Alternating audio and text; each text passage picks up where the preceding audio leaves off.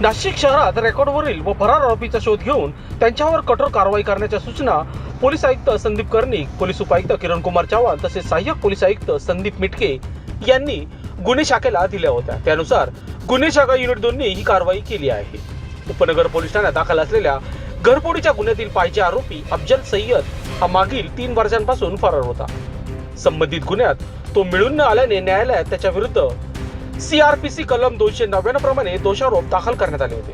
दरम्यान गुन्हे शाखा युनिट 2 चे अधिकारी व अंमलदार फरार आरोपीचा शोध घेत असताना पोलीस अंमलदार मनोहर शिंदे व तेजस मते यांनी गोपनीय माहिती मिळाली की आरोपी अफजल सय्यद हा बगुरगाव परिसरात आला आहे. ही माहिती युनिट 2 चे प्रभारी अधिकारी सहाय्यक पोलीस निरीक्षक हेमंत तोडकर यांना देण्यात आली. त्यानंतर पोलीस उपनिरीक्षक संजय सानप, मनोहर शिंदे, नंदकुमार नांदुर्डीकर, चंद्रकांत गवळी, महेश कांडवाले, तेजस मते आणि जितेंद्र वजिरे यांच्या पथकाने बगूर येथील बलकवडे चाळ परिसरात सापळा रचून आरोपीला ताब्यात घेतले. चौकशी दरम्यान आरोपींनी आपले नाव अफजल हुसेन सय्यद, वय वर्ष 29, राहणार बलकवडे चाळ, बगूर, नाशिक असे सांगितले.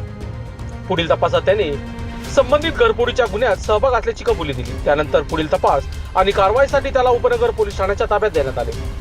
सदरची कामगिरी नाशिक पोलीस आयुक्त संदीप कर्णिक, पोलीस उपायुक्त किरण कुमार चव्हाण, सहाय्यक पोलीस आयुक्त संदीप मिटके यांच्या मार्गदर्शनाखाली गुन्हे शाखा युनिट 2 चे प्रभारी अधिकारी हेमंत तोडकर, पोलीस निरीक्षक डॉक्टर समाधान हिरे, पोलीस उपनिरीक्षक संजय सानप तसेच पथकातील अधिकारी व अंमलदारांनी उत्कृष्टरित्या केली आहे.